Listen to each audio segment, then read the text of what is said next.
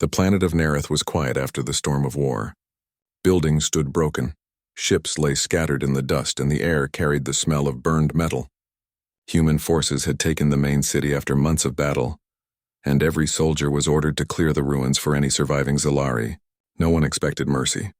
The Zalari had attacked first years ago, and since then the humans answered every strike with greater power. Marin walked through the empty streets with his rifle ready. He had been fighting since the first day of the war. His armor was scratched, his hands were tired, but his eyes still searched for threats. The sky above was filled with drifting smoke and the faint light of distant stars. Every step reminded him of the friends he had lost. He no longer thought about victory or glory. He only wanted to finish his mission and go home. When he reached a collapsed building, he stopped. He heard something, a faint sound like a weak breath. He moved closer and pushed away a piece of concrete. Beneath the rubble lay a figure. It was not human. Silver-gray skin reflected the dim light, and violet eyes looked up at him with fear. It was a Zalari female. She was young and wounded. Her armor was broken and her arm was bleeding. Marin raised his rifle.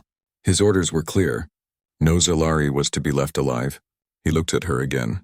She was trying to lift her hand, but not to attack. Her fingers trembled as she placed them on her chest in a sign he recognized. It was the Zalari gesture of surrender. She whispered something in a broken voice. He did not understand the words, but the tone was clear. She was begging for mercy. For a moment, the soldier in him wanted to finish the job. His mind said she was the enemy. His training told him to pull the trigger. But something deep inside stopped him. Maybe it was the way she looked at him, or maybe it was because he was tired of killing. He lowered his rifle. He checked her pulse and found it weak. If he left her there, she would die within an hour. The battlefield was full of fallen soldiers, both human and Zalari. No one would notice one more body. Yet he could not walk away. He could not explain why, but he knew he would not kill her.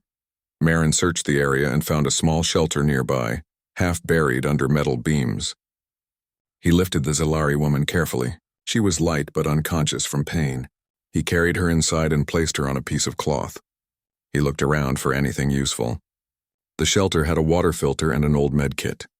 He cleaned her wounds and used a bandage on her arm. When she woke, she flinched at the sight of him. Her voice shook as she spoke. "You kill me now?" she asked in slow, broken English. Marin shook his head. "No killing. You are hurt." "I help?" She looked confused. "Help? Human help, Zalari?" "Yes," he said simply. Her eyes filled with disbelief. She stared at him as if he were speaking lies. To her people, humans were monsters who burned cities and captured prisoners only to use them for experiments. She had seen her own friends die under human fire. She could not understand why this soldier spared her. Marin gave her water. She hesitated but then drank. Her hands were shaking, but the cold water gave her strength. After some time, she whispered, "Why you not kill?" Marin thought about his answer. "Because I am tired," he said. "Too much killing. War already took enough." She said nothing. Her breathing slowed and her eyes closed again. Marin watched her sleep, wondering if he had made a mistake. If anyone found out, he would be punished. But the idea of leaving her to die felt worse than any punishment. Hours passed. Outside, the wind carried the sound of distant fighting. Marin checked his communicator. The command channel was silent. He knew his squad was far from this area. He could hide for a while before moving again. When the Zalari woman woke again, she tried to sit up but failed. Marin helped her. She spoke softly. "Name?" He pointed to himself. "Marin," she nodded slowly. "Rhea," she said, placing a hand on her chest. Marin repeated, "Rhea." It was the first time he said a Zalari name without anger. The two sat in silence. Rhea watched him carefully. Every time he moved, she tensed, ready for pain. But Marin did not harm her. He checked her wound again and changed the bandage. She seemed surprised that he knew basic medical care. When he gave her a ration pack, she smelled it first before taking a bite. The food was strange to her, but hunger made her eat. Marin stayed near the entrance, guarding the shelter. Rhea spoke after a long silence. "You soldier?" "Yes," Marin said. "Why war?" she asked. He hesitated. "Because we were told your people attacked us." She looked down. "We told same thing." "Human attacked first," Marin frowned. "Maybe both sides lied." Rhea nodded weakly. "Maybe." For the first time, Marin felt something break inside his chest. He had followed every command, trusted every report, and fought every battle without question. Yet now, sitting in front of a wounded enemy, he wondered what truth really was. The stories told by generals and the reality in front of him did not match. Night came. The two shared the small shelter in silence. The wind howled outside and the ruins groaned with the weight of destruction. Marin could not sleep. He kept thinking about his past missions, the cities he had destroyed, the screams he had heard. Ria's face reminded him of the civilians he once saw running during an airstrike. He had never known if they survived. In the dim light, Ria looked fragile, not dangerous. Her breathing was steady now, and her skin had lost its pale color. She seemed more alive than before. Marin realized that the enemy he had been taught to hate was not so different. She feared death, felt pain, and wanted to live. That truth was simple, yet it changed everything. The next morning, Marin stepped outside to gather supplies. He found a few broken drones and used their batteries to power a small light inside the shelter. When he returned, Ria was sitting up, watching the entrance with alert eyes. She had found a small metal bar and held it like a weapon. Marin smiled faintly. "I am not your enemy." She lowered the bar slowly. "Hard to believe," she said. "I know," he replied. "But I mean it." They spent the next few days surviving together. Marin hunted small creatures in the ruins and shared food with her. Ria tried to repair a damaged communicator, hoping to contact her people. Marin did not stop her. He knew that if she succeeded, she could call the Zalari army. Still, he let her try. Deep down, he felt that saving her was the right thing, no matter what came after. Ria began to trust him little by little. She spoke more each day, teaching him a few words of her language. Marin found it strange but pleasant. They laughed once when he mispronounced a word that meant sky, and instead said something that meant mud. For a short time, the war outside felt far away. One evening, they sat near a small fire. Ria looked at the flames and said quietly, "When humans came, I thought all monsters. Now I'm not sure." Marin looked at her. "We are not all monsters. Some of us just follow orders. Maybe we forgot how to see people instead of enemies." She looked at him with gentle eyes.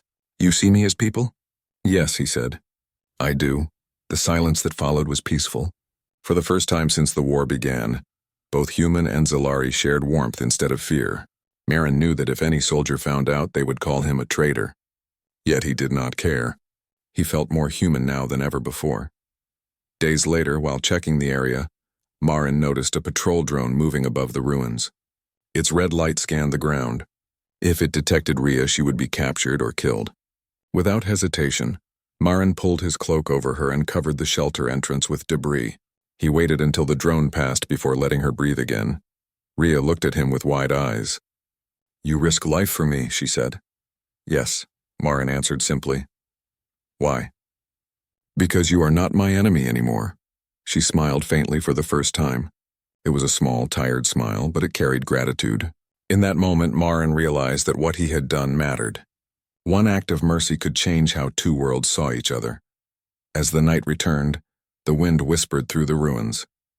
The stars shone dimly through the dust clouds. Inside the shelter, a human soldier and a Zalari scientist sat together, no longer enemies, but two survivors trying to understand one another. The war outside still burned, but here, in the heart of destruction, a small spark of peace had begun. The sun of Nerith rose weakly through the dusty clouds. Its pale light fell on the ruins where Marin and Ria had found shelter. The once great city was now a silent skeleton of steel and stone. Every sound echoed across the empty streets. Marin sat near the entrance of their hiding place, scanning the horizon with his binoculars. He had learned to wake early and stay alert. The war had made him cautious. One mistake could bring soldiers or drones upon them. Ria was still sleeping when he returned. Her wounds were healing slowly. The silver tone of her skin had returned, and the fear in her face was fading. She looked peaceful for the first time since he had found her. Marin watched her for a moment, then turned away, not wanting to disturb her rest. He used the time to check his weapon and armor. The power cell of his rifle was half empty. He would need to recharge it soon. His food rations were also running low. When Ria finally woke, she stretched her arm and winced a little. "You guard all night?" she asked softly. Marin nodded. "Someone must. There are still drones out there." She looked down. "You could leave me. You have no reason to stay." "I have a reason," Marin said quietly. "You are alive because of me." That means I must keep you that way. Rhea did not argue. She picked up the small toolkit she had found earlier and began to work on the damaged communicator. Her fingers were quick and precise despite her injuries. She had been a scientist before the war, studying new energy sources for peaceful use. The memory of her work still guided her movements. Marin watched her with interest. Can it work again? He asked. Maybe, she said. If I find the right parts. The battery is dead and the signal core is burned. Marin thought for a moment. There is an old human outpost not far from here. It may still have equipment, but it is risky. Rhea smiled faintly. Risk is better than waiting to die. Her courage surprised him. Most soldiers he knew had lost that kind of strength long ago. Together, they planned to move at night when the scanners were less active. Until then, they used the daylight hours to rest and prepare. During the long afternoon, Marin decided to learn more about her. He sat near her and asked, "Before the war, what was your life like?" Rhea stopped working and looked at him. "I worked in a lab on Zealer Prime. We studied the power of light crystals. We hoped to create energy that could feed both our worlds. Then everything changed. The Council said humans attacked one of our colonies. They told us to prepare for defense. The next day, bombs fell. Marin listened silently. He remembered his own orders from that same time. His commanders had said that the Zalari destroyed a human research ship. Every soldier believed it was an act of war. Now he began to wonder if someone had wanted this war to happen. He said, "Maybe both sides were used." Rhea nodded slowly. Maybe truth was lost long ago. Their eyes met for a moment. No words were needed. Both of them felt the same sadness. So much had been lost because of lies. As night came, they left the shelter and moved through the broken city. The stars shone faintly through the clouds, lighting their way. Marin led the path, keeping his rifle ready. Rhea followed closely, her steps light and careful. They passed burned vehicles, fallen towers, and shattered roads. Every corner could hide danger, but they kept moving. At one point, they heard the sound of engines. Marin pulled Rhea behind a wall. 2 human drones flew above, scanning the ground with red lights. The beams passed near them but did not detect movement. When the drones moved away, Rhea let out a quiet breath. "You are good at hiding," she whispered. "Practice," Marin replied. They reached the old outpost near midnight. The building was damaged but still standing. Its gates were half open. Inside, the walls were covered with old symbols of the human army. The control room smelled of dust and burned wires. Marin searched the storage lockers while Rhea examined the communication desk. She smiled when she found what she needed. "This will work," she said, lifting a small power cell. Marin found a few ration packs and a broken data pad.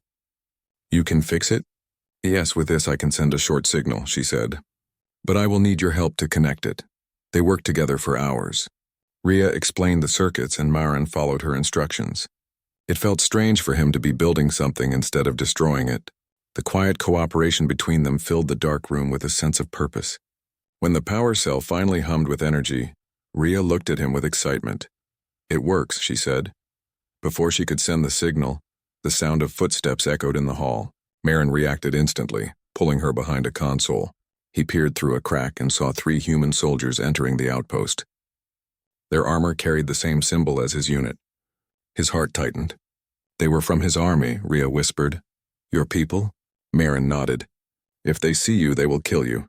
Stay quiet." The soldiers were talking among themselves. One of them said, "Command said there were signs of movement here. Maybe some Zalari rats are still alive." Another replied, "We should burn the place to be sure." Marin gritted his teeth. He knew these men. They had fought beside him before. If he stepped out, they might arrest him for protecting the enemy. But if he stayed silent, Rhea would die if they found her. He waited until they moved toward the back of the room, then whispered to her, "We go now." They crawled through a side passage and slipped outside into the night. Once they were far enough, they stopped to catch their breath. Rhea looked at him with gratitude. "You could have told them." "You did not." "I am done following blind orders," he said. "If they cannot see right from wrong, then I will not be like them." They walked for hours before reaching the edge of the city. The ruins ended and open ground stretched toward the hills. In the distance, they could see flashes of light from faraway battles. The war was still raging across the planet. They found a small cave to rest in. Rhea placed the repaired communicator on a rock and checked the signal strength. It flickered weakly but worked. I can send message soon, she said. But I will need time to gather data. Marin nodded. We will find what you need. The next day they explored nearby areas for spare parts. They found an abandoned Zalari scout craft half buried in sand. Rhea recognized the design and ran her fingers over the metal with care. This was ours, she said softly. Inside the craft they discovered a damaged computer core. Rhea's eyes lit up. This can help us. It holds data about first attacks. Maybe truth is here. They carried it back to the cave. Rhea connected it to her communicator and began decoding the files. Marin guarded the entrance, keeping watch for drones. Hours passed as she worked. When she finally spoke, her voice was filled with disbelief. Marin, look at this, he walked over. On the small screen, lines of text showed old transmissions. One message stood out. It was marked as false signal origin unknown. The file showed that a fake human attack message had been broadcast to both sides at the same time years ago. It was clear evidence that someone had started the war through deception. This means the war was built on lies, Marin said, his face pale. Yes, Rhea replied. Someone wanted us to destroy each other. Marin clenched his fists. He thought of the millions who had died because of this. We have to send this to both governments, he said. They must know. Rhea looked at him with determination. Then we need a stronger signal. The communicator can send only a short message. We will need a transmitter. There is one, Marin said, in the command tower north of the city. But it is under human control. Rhea took a deep breath. Then we go there. Marin hesitated. It will be dangerous, she smiled faintly. We already lived through danger. What is one more? He could not argue. Her courage reminded him why he had saved her. Together they packed their gear and prepared for the journey. Before leaving, Marin looked back at the cave. For a short time it had been a place of peace. Now they would step back into the fire. As they walked under the gray sky, Marin felt a strange hope. He had spent years fighting for orders that meant nothing. Now he was fighting for something real. Rhea walked beside him, her silver skin reflecting the light of dawn. They were two beings from different worlds, united by truth and the will to end the war. They moved through the broken roads, careful with every step. When they reached a ridge, they saw the command tower in the distance. It stood tall and guarded by drones. Smoke rose from nearby trenches.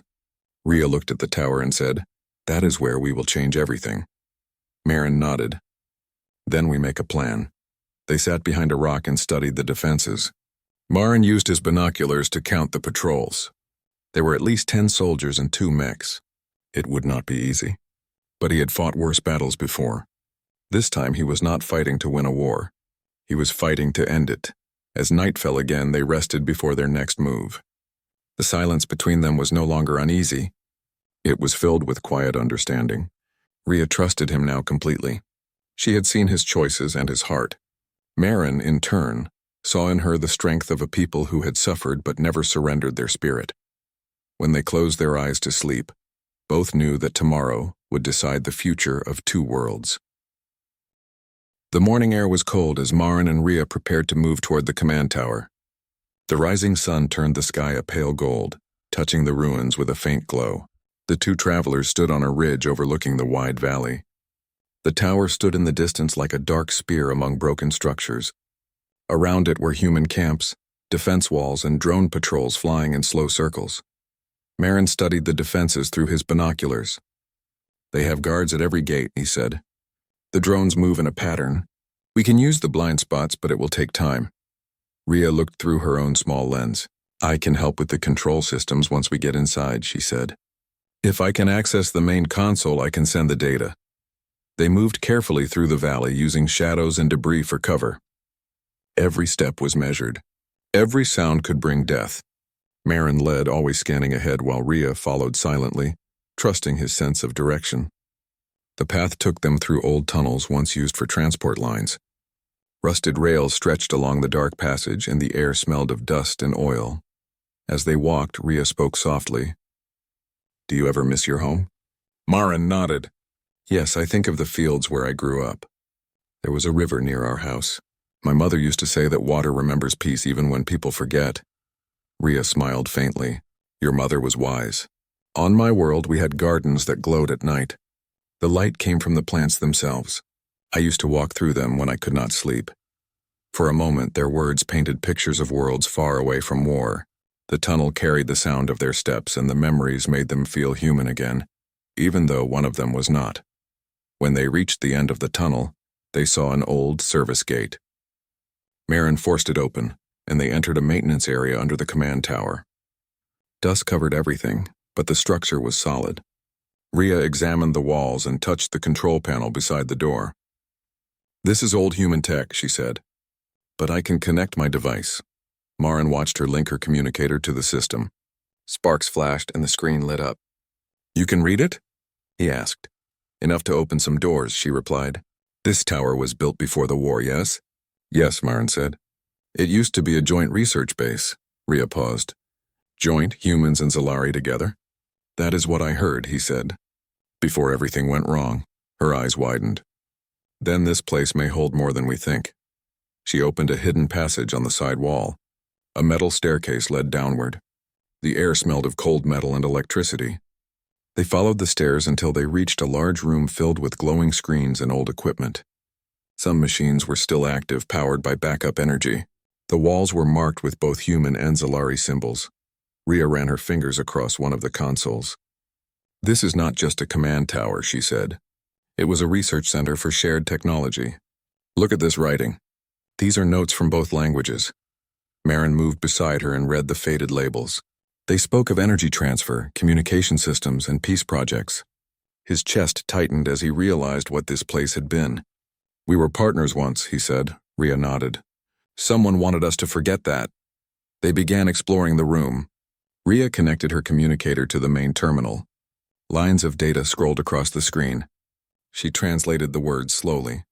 "Here it says both sides tested a new energy link project called Harmony Drive. It was meant to provide power for both planets without conflict. But there is a log saying the project was shut down after an attack. Maybe the same false broadcast that started the war," Marin said. Rhea nodded. "We need proof. If we can find the data core, we can show everything." They searched the lab until they found a large metal chamber marked as Central Archive. It was locked by a biometric code.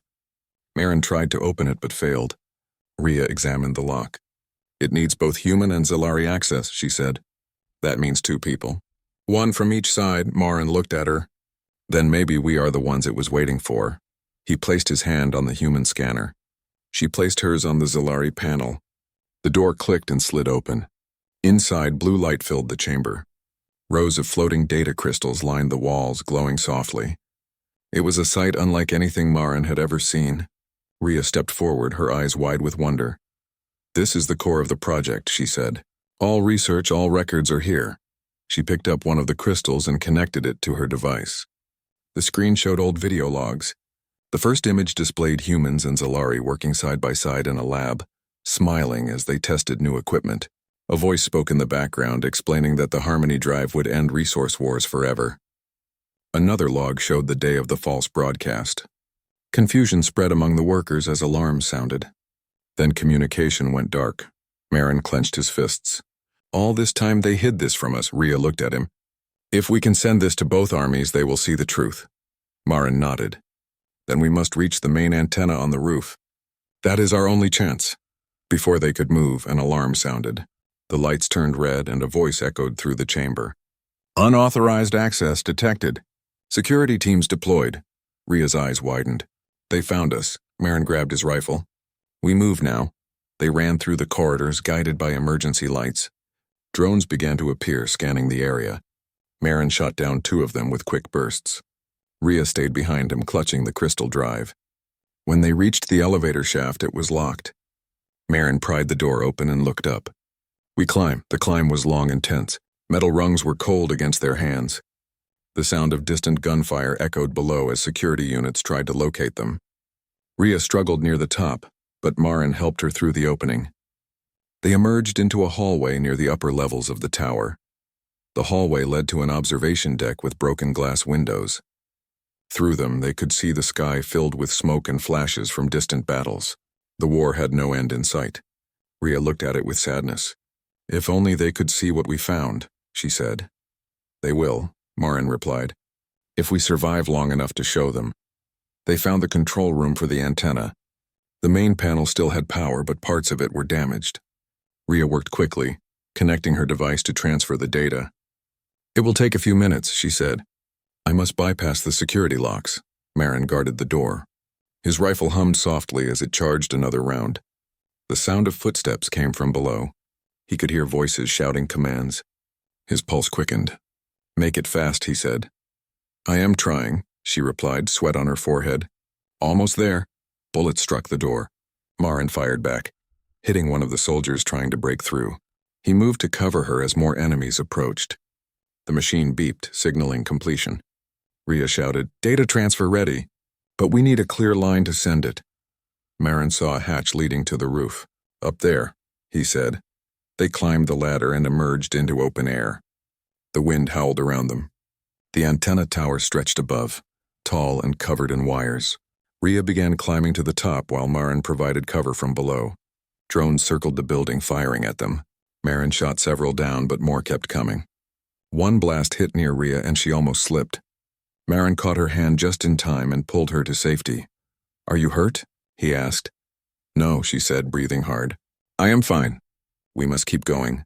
Together they reached the antenna base. Rhea connected the device and activated the signal. The machine came alive with bright light. Energy flowed through the cables and the crystal glowed. "It is working," she shouted. "The data is transmitting." Suddenly, a voice came from behind them. "Drop your weapon, soldier." Marin turned to see a human officer pointing a gun at him. It was Commander Hale, his superior from the army. The man's armor was clean, his face stern. Behind him stood two soldiers. "Marin," Hale said, "you are under arrest for aiding the enemy." Rhea froze, clutching the transmitter. Marin kept his gun lowered but did not drop it. "Sir, you need to see this," he said. "The war is based on a lie." "We have proof." Hale's eyes narrowed. "Proof or not, you are a traitor. Step away from the alien." Rhea looked terrified, but Marin stepped in front of her. "If being human means killing someone who wants peace, then I refuse." Hale raised his weapon. "You disappoint me." Before Hale could fire, a blast from a drone hit the platform, knocking everyone down. The explosion sent smoke and sparks into the air. Rhea crawled to the control panel and pressed the final key. "Transmission complete," she said. The signal pulsed across the sky. The truth was sent out to every open channel on both human and Zalari networks. Data about the Harmony Drive, the false attack, and the Peace Project spread like wildfire. Hale looked at the screen, realizing what had happened. "You do not understand what you have done," he said. Marin looked back firmly. "I understand better than you think." Before Hale could react, the structure shook from another explosion below. The tower was collapsing. Marin grabbed Rhea and pulled her toward the edge where an escape hatch led down. The officer shouted for his men, but the chaos drowned his orders. They slid down the maintenance line and reached a lower platform as the tower began to break apart. Flames rose into the night. Marin shielded Rhea from falling debris. When the shaking stopped, the antenna still stood, though damaged, its light fading slowly. The message was gone into the stars. Rhea looked at him with tears in her eyes. "We did it," she whispered. Marin woke before dawn, his mind heavy with the weight of what was coming. The underground lab was silent except for the faint hum of the generator. Rhea was still asleep on the other side of the room, her breathing calm and even. Her wounds had healed enough for her to walk, but she still moved carefully, her body weak from days of work and strain. The night before, they had finally managed to repair most of the signal device. The transmitter stood tall in the center of the lab, lights blinking softly, waiting for one final adjustment before it could send the message to both species. They were close, so close that Marin could almost taste hope again. He sat near the console, staring at the small photo of his squad. They had fought and bled together for years, believing they were protecting humanity from extinction. Now, after everything he had learned, he felt like a stranger to his own people. If they knew he was helping a Zalari woman, they would call him a traitor. But Marin no longer cared what they thought. He cared about the truth. When Rhea woke, she gave him a tired smile. "You did not sleep," she said in her soft, broken English. Marin shook his head. "Couldn't. The system needs to be ready before nightfall. Once we send the signal, everyone will know." Rhea looked at the transmitter. Her silver skin reflected the pale light. "If they see this truth, maybe they stop killing." "Maybe," Marin said, though his voice carried doubt. But they won't like hearing it came from me. Or from you, Rhea tilted her head. Truth is truth. It does not change because someone hates it. Her words stayed in his mind. She was right. He had seen soldiers kill because of orders, not because they truly understood why they fought. Both sides were trapped in a lie. They worked together the entire morning. Sparks flashed as Marin adjusted the last power node, while Rhea calibrated the data link. The machine began to emit a steady pulse, filling the lab with a rhythmic vibration. At noon, Rhea's hand trembled slightly as she typed the final command. It will be ready soon, she said. Signal will go far. Even to homeworlds, Marin nodded. Then we'll need to guard it until it finishes. But before they could speak again, the motion alarm blared. Red lights flashed across the lab walls. A deep voice echoed through the communicator system. This is Commander Harlan of the Human Army. We have located your position. Surrender immediately. Marin's heart sank. He had once served under Harlan. The man was strict, loyal, and completely ruthless. If Harlan was here, then they were surrounded. Rhea looked at him with wide eyes. They find us? Yes, Marin said, his hand tightening around his rifle. They must have tracked the generator's signal. He switched off the main lights and motioned for her to stay low. Outside, the faint sound of engines grew louder. The human squad had arrived in armored carriers. Marin moved toward the main gate, checking his weapon. He did not want to fight his own people, but he would not hand Rhea over. A voice came through the speaker again. Marin, I know you are in there. You've gone too far. Step out now and maybe we can still end this clean. Marin pressed the intercom button. There's no clean end to this, Harlan. You're fighting a war built on lies. Lies? Harlan's laugh came through cold and sharp. You think an alien told you the truth? They kill our people every day. Not her, Marin said firmly. She's not a soldier. She has proof that the war was started by someone else. Let us finish the transmission and you'll see. There was a pause. Then Harlan's tone hardened. You've been infected by their propaganda. I'm coming in. The sound of heavy boots echoed from the tunnel entrance. Rhea moved beside Marin, fear in her eyes. We cannot fight them all. We'll hold them off long enough, Marin said. He opened a small control panel on the wall and activated the lab's defense system. Energy barriers came online, covering the main doors with glowing shields. The first explosion hit a moment later. The outer gate shook as the human squad tried to break through. Smoke filled the narrow hallway. Marin fired a few warning shots, aiming near the soldiers' feet. Stay behind me, he said.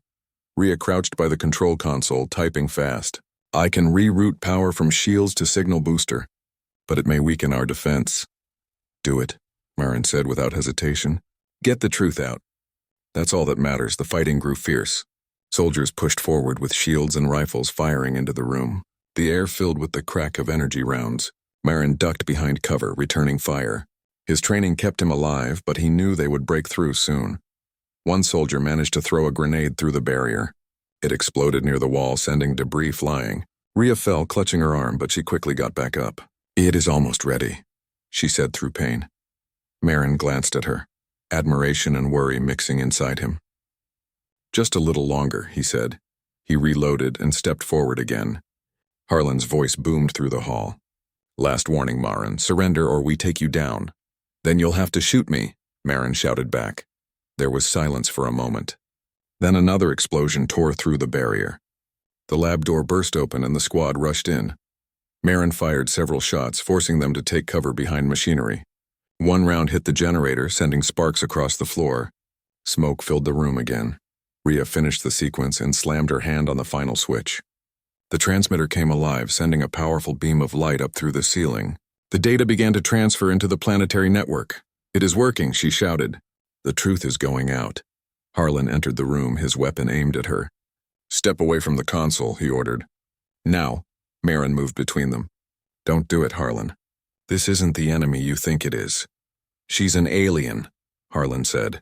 You've lost your mind. No, Marin said quietly. I've found it. Harlan's eyes hardened. He raised his rifle. Before he could fire, Marin lunged forward, knocking the weapon aside. They struggled, fists striking metal and stone. Years of shared battles turned into a brutal fight between brothers in arms. Rhea ran to protect the console, shielding it from stray fire. The soldiers hesitated, unsure whether to shoot with their commander in close combat. Marin finally overpowered Harlan, throwing him to the ground.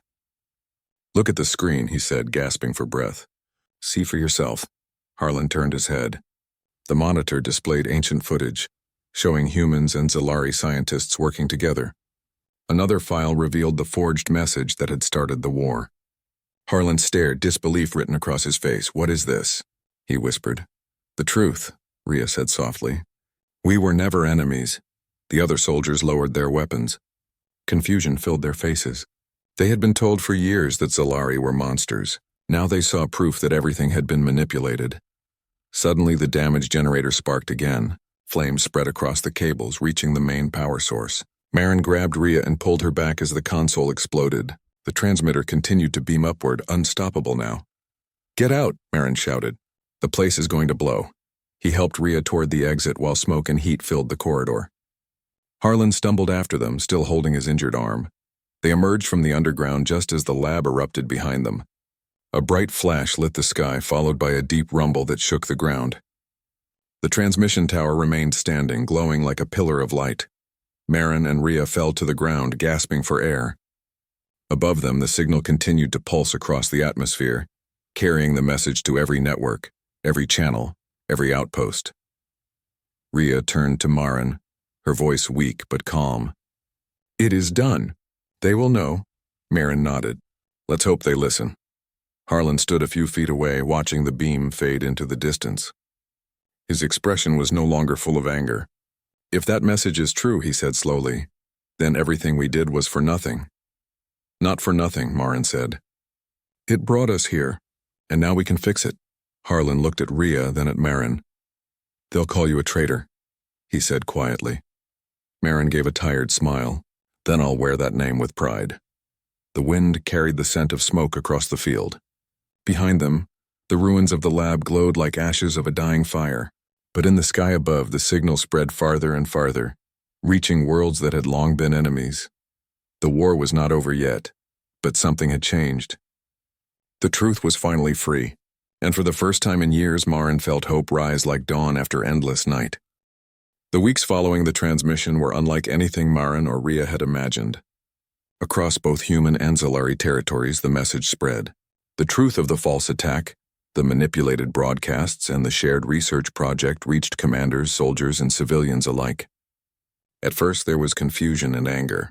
Soldiers refused to believe that their own leaders had lied. Citizens struggled to process the fact that so much death had been caused by deception. In the midst of the chaos, Marin and Rhea moved carefully. The human army had not forgiven him for aiding a Zalari. The Zalari leaders were also wary, unsure whether to trust him despite the proof. They traveled between safe zones and abandoned cities, avoiding patrols while monitoring the reactions to the transmission. Rhea's communicator was now a lifeline. With it, she could access official channels, reading messages from both species. She showed Marin a report from the Human Council. "They are questioning the generals," she said, her voice full of cautious hope. "Orders are coming to cease all attacks until investigation is complete." Marin exhaled slowly. "It is not over yet, but it is a start." They rested in an abandoned Zalari settlement one evening. The sky was filled with stars, a rare moment of peace after months of conflict. Rhea walked through a small garden that had survived the devastation. Tiny blue flowers glowed faintly in the dark. She bent to touch them. "On my homeworld," she said softly, "we used to have gardens like this. People and children walked among them together.